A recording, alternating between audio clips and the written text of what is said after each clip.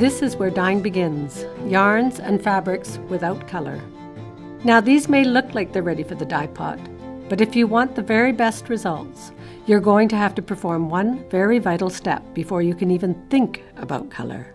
Everything needs to be scoured. Scouring is thoroughly washing your fabrics. We scour to remove any sizing, oils, waxes, or dirt that could prevent mordants and dyes from attaching to the fibers. Scouring is a very important step. When omitted, the results can be uneven dyeing. Colors can lack depth and richness. If you want professional quality dyeing, you absolutely want to scour first. Omitting the scouring step can also lead to reduced wash and light fastness. This might lead you to question your dye or process. So to avoid that disappointment, we're going to scour these yarns and these fabrics. Our scouring is fiber specific. Fibers are divided into two groups. Protein fibers that come from animals, the most common of which are wool and silk. And cellulose fibers that come from plants, such as cotton, linen, ramie, and hemp. Let's talk about protein fibers first. Wools contain natural oils such as lanolin, and also oils which are sometimes used in the spinning or weaving process. Silks contain sericin. If you're working with some of the wild silks like eri, tussa, or muga, full removal of the sericin will weaken the silk. Most Bombyx mori silks have had the sericin removed and do not need to be scoured. Proteins need to be scoured with a neutral pH soap. At Maywa, we use a commercial product called Orvis paste, but you can use a pH-neutral soap designed for washing wools. We always prefer liquid soaps. You will need to weigh the items you are working with when they are dry before you begin. A smart move is to record this weight in a dyer's journal.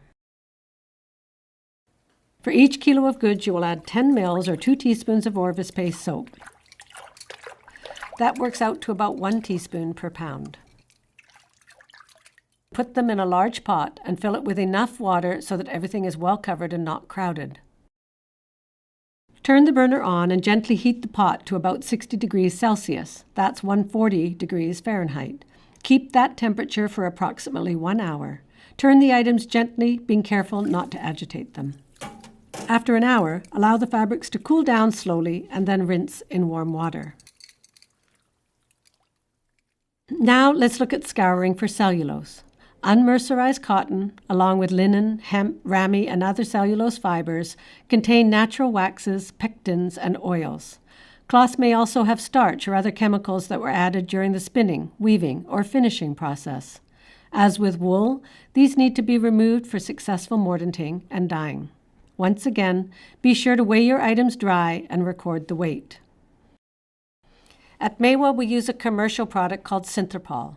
If you don't have Synthropol, you can use pH-neutral soap that is safe for all cellulose fibers. Again, we prefer liquid soaps.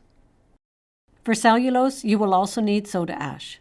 Soda ash is sodium carbonate.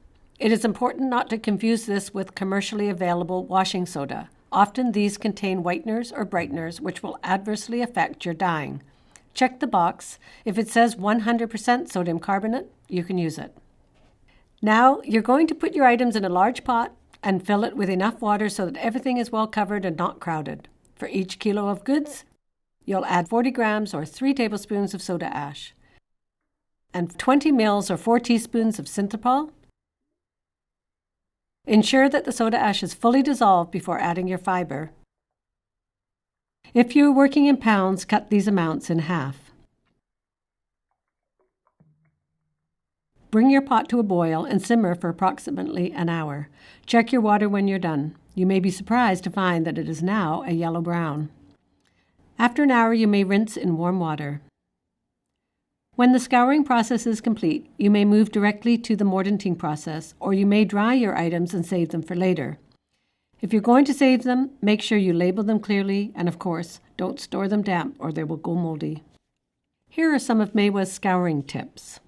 Some fabrics are sold as PFD, prepared for dye. This usually means that the items are already scoured once and only need to be wetted out prior to mordanting. But it is very important to test the fabrics you intend to use before you decide not to scour. Some PFD fabrics may still require a light scour. Another tip, you can also use the washing machine to do your scouring, which is amazing. This only works for cloth and fabric, of course. Yarns will become tangled. Use the same recipe and hot water. To avoid felting wools, do not let your machine agitate. Mawa uses the washing machine for scouring and mordanting a lot. Tip number 3. Scouring of silk is done to remove the sericin. Many of the so-called China silks, that is silks from the cultivated Bombyx mori, have already had all or most of the sericin removed, so scouring is not necessary. All that is required for mordanting and dyeing is that they are wetted out prior to going to the mordant bath or the dye pot. Organzas are usually purchased for selective degumming or for the sculptural strength of the cloth for garment design. It may not be desirable to scour this type of cloth. So that's it. The scouring process is really quite simple. But I have always found that any natural dye project benefits from proper preparation.